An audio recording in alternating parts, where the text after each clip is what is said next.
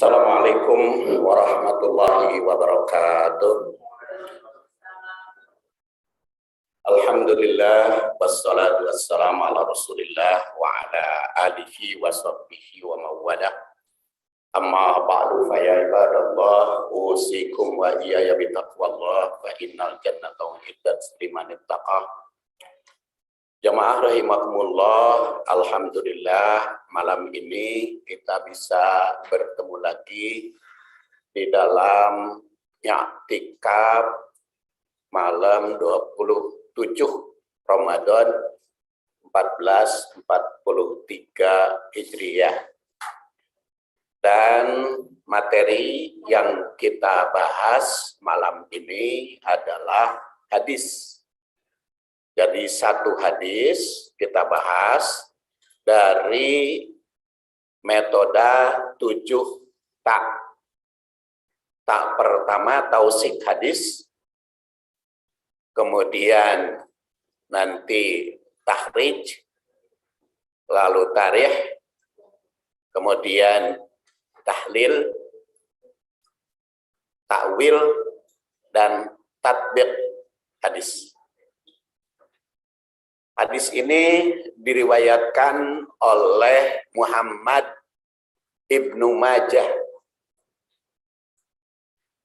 yaitu yang lahir tahun 209, wafat 273 Hijriah. Ibnu Majah itu termasuk penyusun Kutubus Sittah. Kutubus Sittah itu kitab hadis yang jumlahnya 6 kitab. Jadi kitab hadis sekunder itu namanya Kutubus Sittah. Kutubus Sittah itu siapa? Bukhari, Muslim, Abu Daud, Tirmidzi, Nasa'i, dan Ibnu Majah. Dari Kutubus Sittah itu 3 orang namanya Muhammad, yaitu Al-Bukhari, At-Tirmidzi, dan Ibnu Majah, namanya Muhammad. Yang satu Ahmad, yaitu An-Nasa'i. Kemudian yang satu lagi Muslim, dan yang satu lagi Sulaiman, Abu Dawud. Kata Muhammad bin Majah, haddasana Abu Ubaidah bin Abis Sabar, haddasana Syihab bin Abbad, haddasana Khalid bin Amr al-Qurashi, an Sufyan as-Sauri, an Abi Hazim, an Sahal bin Sa'din as-Sa'idi. Kata Sahal bin Sa'din as-Sa'idi, atan Nabiya sallallahu alaihi wasallam rajulun. Faqala ya Rasulullah dullani ala amalin idza ana amiltuhu ahabbani Allah wa ahabbani nas. Faqala Rasulullah sallallahu alaihi wasallam izhad fid dunya yuhibbakallah wajhad fi aidin nas yuhibbu. Jadi kata Ibnu Majah, kami menerima hadis dari Abu Ubaidah bin Abi Sabar. Kata Abi Sabar, haddasana Syihab, menerima hadis dari Syihab bin Abbad. Yang menyampaikan hadis Khalid bin Amr al-Qurashi, an Sufyan as-Sauri, dari Abi Hazim, dari Sahal bin Sa'ad as-Sa'idi. Kata beliau, atan Nabiya sallallahu alaihi wasallam, datang kepada Nabi sallallahu alaihi wasallam, rajulun, seseorang, faqala, orang tersebut mengatakan, ya Rasulullah, wahai Rasul, dullani ala amalin, tunjukilah padaku, tunjukkan padaku, atau tunjukkan aku, ala amalin, atas amal, idza ana, yang apabila aku amil tuhu mengamalkannya, ahabbani Allah, maka Allah mencintaiku, wa ahabbaniyan nas, dan manusia pun mencintai aku. Faqala, maka Rasulullah SAW bersabda, izhad fid dunya, zuhudlah di dunia. Yuhibbaka Allah, maka Allah mencintaimu. Wazhad fi ma fi aidin nas, dan zuhudlah pada apa yang ada di tangan manusia. Yuhibbuka, maka manusia akan mencintaimu. Jadi ini resep bagaimana kita hidup agar dicintai Allah dan dicintai manusia. Jadi bukan hanya dicintai Allah, tapi juga dicintai manusia. Kan kadang-kadang orang itu mengatakan, kenuelah orang mah dibenci ke manusia, oke, yang penting dicintai Allah. Berdasar hadis ini, kita tidak hanya ingin dicintai Allah, tapi juga harus dicintai manusia. Dan hadis ini dari penyusun Kutubus Sab'ah, 7 kitab hadis, hanya satu yang meriwayatkan, yaitu Ibnu Majah saja. Jadi muhadis Ahmad yang lahir 164 wafat 241, Bukhari yang lahir 194 wafat 256, Muslim yang lahir 206 atau 204 261, Abu Dawud yang 202 wafat 279, At-Tirmidzi 29 wafat 279. Itu tidak meriwayatkan, jadi hanya satu saja, Ibnu Majah, Muhammad Ibnu Majah. Jadi dari 7 kitab hadis hanya satu yang meriwayatkan, tetapi bukan hanya dari Kutubus Sab'ah, bukan hanya dari 7 kitab, tapi kitab yang lain itu meriwayatkannya. Dan kita lihat dari 7 hadis ini hanya satu, dan rawi ataupun riwayat hadis ini dengan berbagai redaksi. Jadi yang kita kutip di dalam tabel ini ada Ibnu Majah, ada At-Tabarani, ada Al-Mustadrak, ada Syihab, ada Al-Baihaqi. Nah, itu yang meriwayatkan hadis. Kalau Ibnu Majah namanya Sunan, Sunan Ibnu Majah. Kalau Tabarani Al-Mu'jam. Kalau Al-Hakim Al-Mustadrak. Kalau Al-Baihaqi, kalau Syihab Musnad Syihab Al-Qadai, dan Al-Baihaqi Syu'ab Al-Iman. Kita kenali terlebih dahulu kitab hadis ya. Apa bedanya Sunan, kemudian Mu'jam, Mustadrak, dan Musnad. Jadi kitab hadis itu ada Sunan, seperti Sunan Ibnu Majah. Ada Mustadrak, seperti Muhammad Al-Hakim. Ada Musnad, seperti Al-Qadai, dan ada juga Mu'jam. Nah, kalau Sunan, itu kitab hadis yang mengumpulkan berbagai hadis. Jadi segala macam yang ia terima, hadis yang diterima, maka dia masukkan. Baik yang sahih maupun dhaif. Sahih, hasan maupun dhaif. Termasuk juga yang maudhu, itu namanya Sunan. Kalau sahih itu kitab yang mengumpulkan hadis sahih saja. Umpamanya Sahih Bukhari. Sahih Bukhari itu kumpulan hadis-hadis yang dianggap sahih oleh Bukhari. Jadi yang tidak dianggap sahih oleh Bukhari tidak dimasukkan. Demikian pula Sahih Muslim. Sahih Muslim itu kitab yang isinya hadis-hadis yang dianggap sahih oleh Muslim. Itu bedanya antara Sunan dan sahih. Jadi kalau Sunan kumpulan sunnah yang dia terima maka dia masukkan, baik yang sahih, yang hasan maupun yang dhaif. Tapi kalau sahih diseleksi dulu oleh beliau. Yang dianggap sahih dia masukkan, tapi yang tidak dianggap sahih oleh beliau tidak dimasukkan. Kemudian yang kedua, musnad. Oh iya, perlu digarisbawahi. Yang sahih dan sunan, susunannya berdasar judul hadis.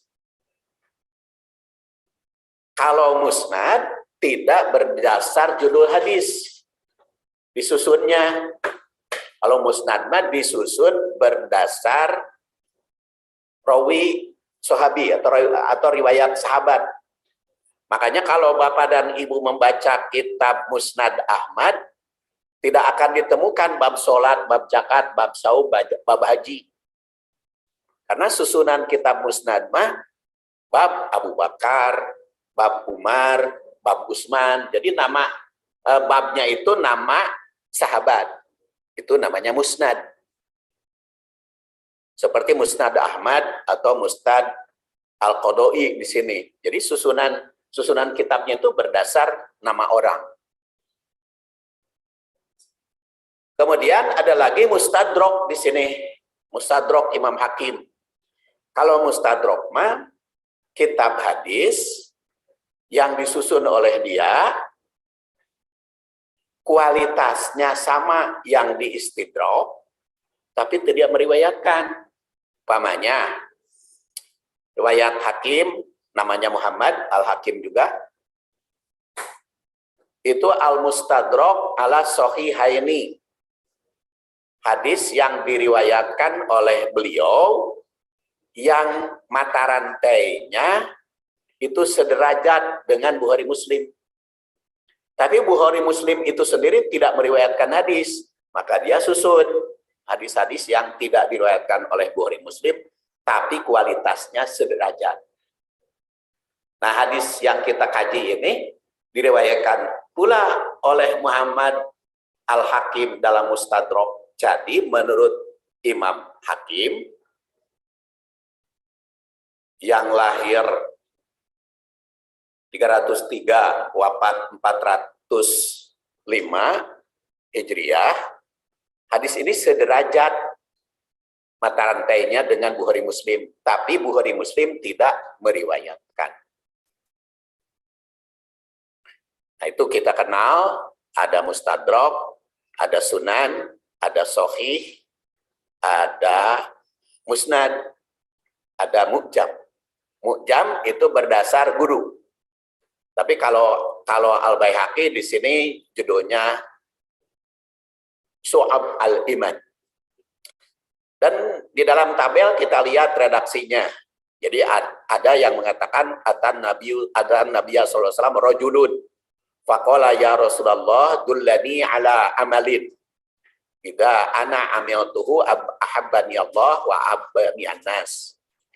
Kalau di dalam Mu'jam, qala rajulun ya Rasulullah dullani ala amalin idza ana amiltuhu ahabbani Allah, qala izhad fid dunya yuhibbuk wajhad fi aidin nas yuhibbukan nas. Kalau Al-Hakim di sini anna Nabiya sallallahu alaihi wasallam wa'ada rajulan. Jadi Rasul memberikan pelajaran kepada seseorang. Jadi tidak menunjukkan dimintanya, tapi Rasul itu mengajari. Kemudian juga Al-Qadai wa'ado sami. Mengajari. Tapi kalau Al-Baihaqi sama karena diminta. Kemudian tahrij hadis tahrij itu apa? Yaitu para ulama mengeluarkan hadis ini. Dan ternyata mata rantainya itu beda-beda. Itu bisa dilihat di dalam buku. Ya. Boleh. Ya, mengapa? Oh iya, boleh bertanya di tengah-tengah. Sebelum melangkah lebih jauh lagi, mungkin kita perlu diingatkan kembali terkait definisi dari juhud ya. Ya. Juhud apa yang ada di tangan orang lain, itu bisa dikasih contoh konkretnya seperti itu. Ya, itu belum. Nanti kan akan dibahas. Ya. Jadi sekarang kita takhrij dulu hadisnya. Nah, nanti pengertian zuhud, dicintai Allah, juhud, dicintai manusia, akan kita bahas dalam tahlil syarah. Jadi kita secara berurutan mulai dari tausik itu keberadaan hadis di mana. Maka hadis ini ditunjukkan, yaitu pada kitab Ibnu Majah, dalam Sunan, pada kitab Al-Mustadrak karangan Imam Hakim, pada kitab Al-Mu'jam karangan At-Tabarani, dan pada kitab Musnad Al-Qadai. Nah, itu tausik namanya.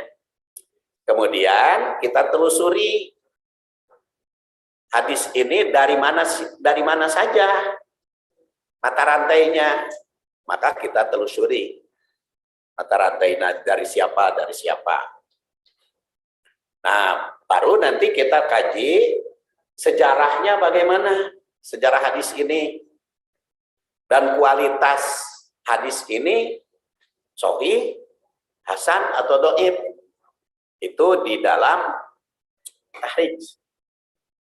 Kemudian tarikh itu sejarah, baru pengertian juhud, pengertian yuhibbukan nas, pengertian yuhibbukallah, itu di dalam tahlil syarah. Sekarang kita mulai dari mata rantai hadis yang diriwayatkan oleh Ibnu Majah. Di sini ada namanya Abu Ubaidah bin Abi Safar. Kata Ibnu Majah, Abu Ubaidah bin Abi Safar telah menyampaikan hadis pada kami. Jadi Abu Ubaidah bin Abi Safar itu guru Ibnu Majah. Dan nama lengkapnya Ahmad bin Abdullah bin Muhammad bin Abdullah bin Abi Safar. Beliau lama hidup di Kufah, termasuk tabi al-atba. Apa itu tabi al-atba? Tabi al-atba itu tingkatan keempat. Jadi kalau ibu-ibu, bapak-bapak mempelajari hadis, mata rantainya itu ada 4. Mata rantai yang pertama sahabat. Sahabat itu apa? Man lakian nabi wa huwa mu'minun wa mata musliman atau wa mata mu'minan. Sahabat itu orang yang bertemu nabi dalam keadaan beriman dan wafat sebagai mukmin. Itu sahabat. Contohnya siapa? Abu Hurairah, Aisyah, Abu Bakar, Umar, Utsman, Ali, itu sahabat. Karena bertemu dengan Rasul dalam keadaan muslim dan wafat sebagai muslim. Apakah ada orang yang hidup di zaman Rasul tapi tidak bertemu dengan Rasul? Jawabannya ada. Antara lain Uwais Al-Qarni, yang diceritakan oleh Pak DKM dalam ceramah, ya, Uwais Al-Qarni. Nah, Uwais Al-Qarni itu hidup di zaman Rasul dan wafat tahun 55 Hijriah, tapi dia tidak bertemu dengan Rasul. Tidak pernah sama sekali. Tidak bertemu dengan Rasul, padahal hidup pada zaman Rasul. Itu namanya Uwais Al-Qarni. Nah, statusnya kalau tidak bertemu dengan Rasul, maka itu bukan sahabat, tapi al-muhadrom. Al-muhadrom atau kualitasnya tabi'in. Uwais Al-Qarni. Nah, jadi itu tingkatan pertama sahabat, tingkatan yang kedua tabi'in. Tingkatan yang kedua tabi'in. Jadi tabi'in itu apa? Orang yang hidup sejaman dengan sahabat dan bertemu dengan sahabat, wafat sebagai muslim. Itu tabi'in. Setelah tabi'in, atba tabi'in. Tahap ketiga. Dan tahap keempat, tabi'ul atba. Jadi tingkatan mata rantai itu sahabat, tabi'in, atba tabi'in, tabi'ul atba. Panai di orang macam tabi'in dan tabi'in. Tapi kalau di dalam ulumul hadis mah ada istilahnya gitu. Yang bertemu dengan Rasul mah sahabat. Kalau tidak bertemu dengan Rasul tapi bertemu dengan sahabat, itu tabi'in. Tidak bertemu dengan sahabat tapi bertemu dengan tabi'in, itu namanya atba tabi'in. Zaman itu zamannya sama. Bisa sama, bisa tidak. Bisa sama, bisa tidak. Salah satu contoh tadi, Uwais Al-Qarni. Uwais Al-Qarni kan sejaman dengan Rasul. Tapi karena tidak bertemu dengan Rasul, bukan sahabat. Itu statusnya tabi'in. Ya karena dia hanya bertemu dengan sahabat, tidak bertemu dengan Rasul, walaupun sejaman. Sama itu juga, atba tabi'in, tabi'ul atba. Ada yang sejaman tapi tidak bertemu. Dan imam fikih yang bertemu dengan sahabat hanya satu, yaitu Imam Hanafi. Namanya Nu'man. Abu Hanifah itu bertemu dengan satu sahabat, yaitu Anas bin Malik. Salah satu saja, karena kebetulan Anas bin Malik itu wafatnya kan tahun 93 Hijriah. Sedangkan Imam Hanafi kan lahirnya tahun 80. Jadi bertemu dengan tabi'in. Dengan sahabat. Maka Imam Hanafi masuk tabi'in. Tapi kalau Imam Maliki tidak bertemu dengan sahabat. Bertemunya dengan tabi'in. Ya, atba tabi'in. Imam Syafi'i bertemunya dengan tabi'in, maka atba tabi'in. Begitu pula Imam Ahmad. Kan yang populer itu ya, dalam fikih imam 4 madhab deh. Hanafi, Maliki, Syafi'i, Hambali. Itu adalah fikih ya. Nah, ini kita bicara sanad atau mata rantai Ibnu Majah. Dan beliau, gurunya Ibnu Majah itu ketemu dengan Syihab bin Abbad. Beliau dikenal dengan nama Abu Umar, termasuk Tabaqat Tabi al-Atba. Jadi kalau ini mah Tabi al-Atba. Itu bukunya. Tabaqat Tabi al-Atba. Karena dia bertemunya dengan atba tabi'in.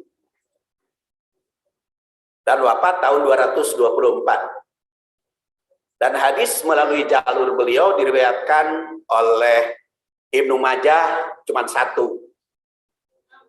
Hanya hadis ini saja. Yang meriwayatkan hadis itu tidak semua. Tidak semua banyak. Ada yang satu saja yang diriwayatkan oleh Ibnu Majah. Tapi oleh yang lain mah tentu saja ada yang banyak. Kemudian beliau menerima dari Khalid bin Amr al-Qurashi. Khalid bin Amr bin Muhammad al-Qurashi termasuk atba tabi'in. Tadi pengertiannya jadi tidak saya uraikan lagi ya. Yang dikenal dengan Abu Sa'id, hidupnya di Kufah, diriwayatkan hadis melalui jalur beliau oleh Ibnu Majah hanya satu hadis. An Sufyan Tsauri. Sufyan Tsauri merupakan putra Sa'ad bin Masruq, termasuk atba tabi'in senior, dijuluki Abi Abdillah. Hidup beliau di Kufah, wafat tahun 161 Hijriah. Beliau ulama terkenal baik di dalam hadis maupun fikih. Ibnu Majah meriwayatkan hadis melalui jalur beliau sebanyak 215 hadis. Dan Sufyan Tsauri ini menerima hadis dari Abi Hazim, yaitu bernama Salamah bin Dinar, tabi'in. Jadi Salamah itu laki-laki ya. Kalau di sana Salamah itu laki-laki, pan di orang mah Salamah itu perempuan. Tapi kalau di sana mah Salamah itu laki-laki. Banyak nama laki-laki di Arab jadi nama perempuan. Antara lain Salamah, kemudian Maisaroh, Hudzaifah. Maisaroh itu laki-laki di sana, tidak ada Maisaroh perempuan. Begitu pula Salamah. Salamah bin Dinar. Ya, tapi endang mah bisa laki-laki, bisa perempuan. Jadi ada nama itu bisa cocok baik bagi laki-laki maupun perempuan. Itu bisa. Seperti ya endang itu bisa laki-laki, bisa perempuan atau endang. Dan wafat 135. Itu Abi Hazim. Dan Abi Hazim ini nerima dari sahabat Sahal bin Sa'din As-Sa'idi. Nah ini riwayatnya Sa'ad bin Sahal As-Sa'idi cukup panjang, itu bisa dilihat saja secara langsung di bukunya. Beliau itu termasuk Ansor, termasuk sahabat dari suku Bani Sa'idah. Ketika berumur 15 tahun, Nabi wafat.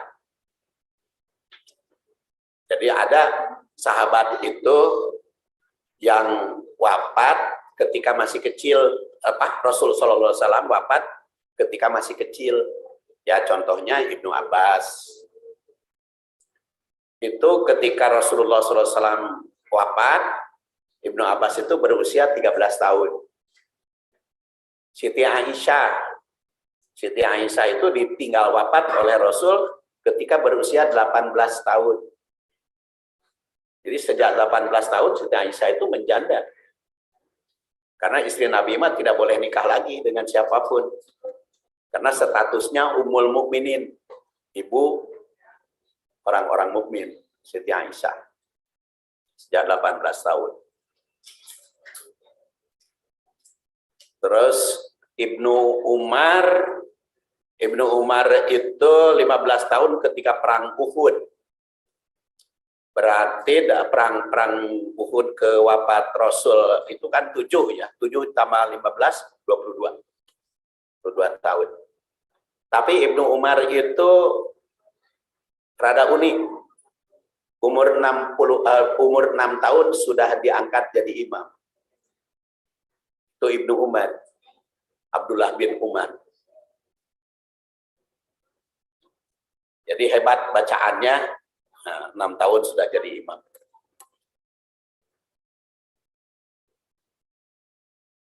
Kemudian kita lihat sekarang tashih hadis. Tashih itu kualitas hadis. Mulai dari popularitas hadis. Hadis ini sangat populer baik di kalangan muhadis. Muhadis itu apa? Yaitu orang yang meriwayatkan hadis. Selain Ibnu Majah yang lahir 209 wafat 273. Sebagaimana tercantum dalam tabel perbandingan matan dan sanad, kita lihat ya. Hadis ini diriwayatkan oleh At-Tabarani yang lahir 260, wafat 360. At-Tabarani itu hebat ya. Usianya 100 tahun. Dalam Mu'jam Al-Kabir ada Syahab Qodoi yang wafat 454, ada Al-Musnad, ada Al-Baihaqi, dan Imam Ad-Dailami. Jadi hadis ini cukup populer. Jadi walaupun tadi saya sebutkan hadis ini tidak diriwayatkan oleh Kutubus Sittah, cuman satu saja, Ibnu Majah, penyusun Kutubus Sittah, tapi oleh yang lain sangat populer. Juga di kalangan ahli fikih seperti An-Nawawi. An-Nawawi itu meriwayatkan hadis. An-Nawawi itu wafat 676 Hijriah. Ini ibu-ibu, bapak-bapak, kita harus tahu An-Nawawi itu ada dua yang populer. Ada An-Nawawi Al-Bantani, ada Nawawi orang Nawa. Kalau seperti kitab Sabinah ya, yang dibahas di pesantren, itu kan karya An-Nawawi. Nah, itu mah Nawawi Bantani. Tapi kalau Nawawi ini mah namanya Yahya. Wah, wafat tahun 676 Hijriah. Ibu bapak juga mungkin pernah membaca kitab Arba'in. Hadis Arba'in. Bu kenal dengan hadis Arba'in? Nah, kenal. Itu karangan An-Nawawi. Tah Nawawi etama orang Nawa, bukan Al-Bantani. Ada Riyadus Shalihin. Itu penyusunnya An-Nawawi. Kemudian Ibnu Rajab juga meriwayatkan hadis ini. Ismail Al-Kanani juga yang wafat 840. Ada Al-Asqalani wafat 856 dalam Bulughul Maram. Dalam Bulughul Maram ada hadis ini. Jadi hadis ini sangat populer ya. Sekarang kualitas hadis. Dalam mata rantai riwayat Ibnu Majah terdapat rawi yang bernama Khalid bin Amr yang menurut Ahmad, Imam Ahmad atau Imam Hambali yang lahir 164 wafat 241 Hijriah, dan Ibu Ma'in, bahwa Khalid bin Amr itu suka meriwayatkan hadis maudhu. Apa hadis maudhu? Hadis maudhu itu hadis palsu. Imam Al-Bukhari menilai termasuk munkarul hadis. Dan menurut An-Kanani, hadis ini tidak sampai ke As-Sawri. An-Nawawi Al-Asqalani At-Tirmidzi menilai hadis ini sebagai hadis hasan.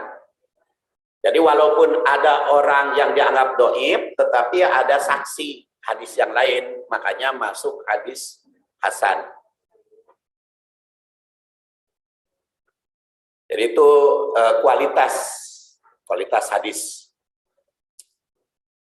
Asy-Syaukani menandaskan bahwa hadis ini dikuatkan oleh hadis lain seperti jalur Abu Nu'aim sampai kepada Anas bin Malik yang sanadnya sikot. Apa itu sikot? Dapat dipercaya. Kalau di Bulughul Maram terjemah Hasan itu nyebutnya sikot itu orang kepercayaan. Karena pada saat itu bencana aliran kepercayaan. Jadi kalau orang kepercayaan itu bukan aliran kepercayaan, orang yang dapat dipercaya.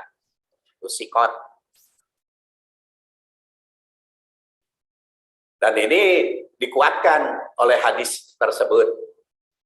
Jika ada hadis yang salah satu riwayatnya dianggap dhaif, tapi ada hadis lain yang tidak sama jalurnya, yang isinya sama, tidak terlalu rendah, maka derajatnya menjadi hadis hasan.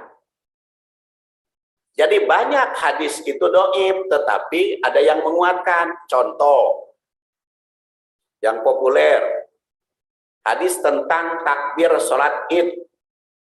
Takbir sholat id, rakaat pertama 7, rakaat kedua 5. Itu sanad hadis takbir sholat id itu dhaif mata rantainya, tetapi banyak hadis yang meriwayatkan, maka kualitasnya hasan. Maka sampai di Indonesia dua pendapat tentang takbir sholat id itu. Kalau kata Majelis Tarjih Muhammadiyah, sebanyak apapun kalau doib mah doib itu dipakai. Makanya Muhammadiyah mah takbirnya satu kali aja. 75. Karena hadis yang menerangkan 75 teh doib semua. Kalau semuanya doib ditolak. Itu Majelis Tarjih Muhammadiyah. Tapi kalau Persis beranggapan kalau yang meriwayatkannya itu banyak dan banyak saksi, maka statusnya menjadi hadis hasan. Hadis hasan bisa dipakai. Jadi ibu-ibu bapak jangan kaget ketika sholat di Mujahidin, sholat id, Allahu Akbar, buatin cenah imamna poho. Padahal itu memang berpendirian di sana di Muhammadiyah itu takbir itu hanya satu kali. Jadi ketika pas saya pudin khutbah di Muhammadiyah, ya nawe takbir satu kali. Tapi ketika di Persis 75. Jadi itu, tetapi ketika saya minta khutbah di Muhammadiyah, mungkin karena tahu bahwa saya suka 75, jadi oleh masjid itu, Ustadz, cina imamnya sudah ada. Jadi imamnya orang Muhammadiyah. Ya, nggak apa-apa. Nggak apa-apa. Sama halnya dengan khutbah id. Kalau khutbah id mah semuanya doib. Tentang khutbah id 2 kali, ya. Khutbah id kan ada yang 2 kali. Kayak sholat Jumat di Mekah, di Madinah, khutbahnya 2 kali. Tapi itu hadisnya doib. Di Muhajirin juga pernah yang khutbahnya 2 kali. Tapi karena kebiasaan di sini 1 kali, jadi kaget jamaahnya. Makanya saya usul ke DKM, khutbah di sini mah giliran ajalah orang dalam daripada menimbulkan kebingungan. Orang dalam saja kan, di sini orang dalam yang mengisi pengajian itu kan ada 4 ya. Ada saya, ada Pak Usep, ada Pak Jajang, ada Pak Munawar. Kan kalau giliran aja yang 4 orang kan kebagian 2 tahun sekali kan. Khutbah Idul Fitri, Idul Adha kan apa-apa itu. Jadi setelah kita dengar-dengar, kita telusuri gitu ya. Kalau orang dalam itu bukan apa-apa, dia tahu gitu apa isi materinya ya. Isi dan materi. Sekarang bapak-bapak dan ibu-ibu lihat saja penceramah taraweh dan penceramah taraweh. Orang luar kan lebih banyak balik deh materinya, karena udah dipersiapkan ya, udah dipersiapkan judulnya itu, dikasih judul juga kan banyak yang berbeda lagi dengan orang yang di dalam karena tahu isinya. Makanya khutbah id enaknya begitu ya. Jadi insya Allah ngahancak kalau orang yang dalam, dan insya Allah tidak akan bosan. Kita ada 4 orang dalam itu. Nah itu apa tadi mengkolnya dari mana? Ya hadis ya. Jadi hadis itu kalau banyak jumlahnya yang meriwayatkan, walaupun doib, ada yang mengakui sebagai hadis hasan. Tapi ada juga yang menolak mentah-mentah. Jadi walaupun banyak hadisnya, kalau doib saja ditolak. Jadi ada perbedaan. Sekarang di Saudi Arabia itu sholat idnya 2 kali khutbah, sama dengan khutbah Jumat, sama juga dengan kunut witir ya. Kunut witir itu kan hadis-hadisnya dhaif. Allahumma hdini fiman hadait itu. Tapi di Saudi Arabia dipakai kunut witir itu.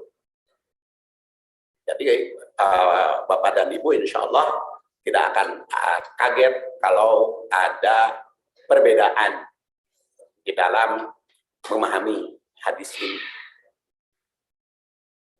Makanya di Al-Muhajirin pengajian itu diutamakan kajian Al-Quran dan hadis.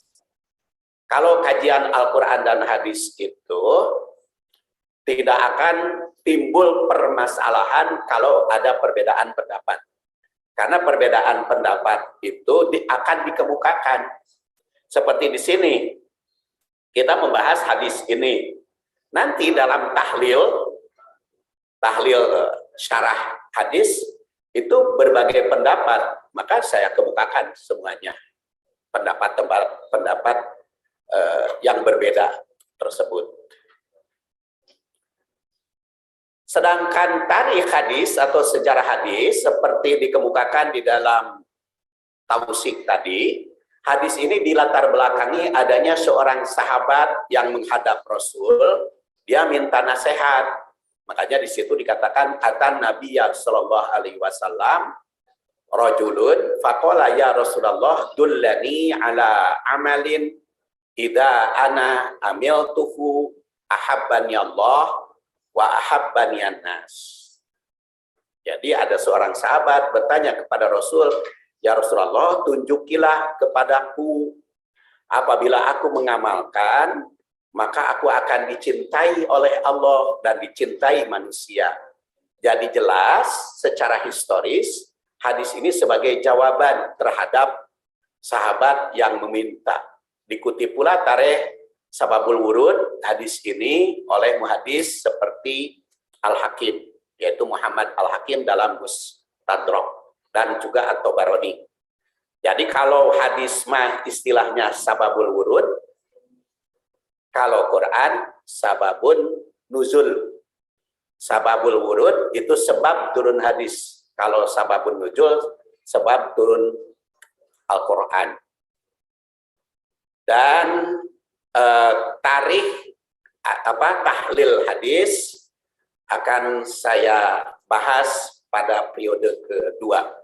Sekarang 11.45, saya istirahat dulu 15 menit. Billahi fi sabilil haq, walhamdulillah rabbil alamin. Satu SKS berhenti.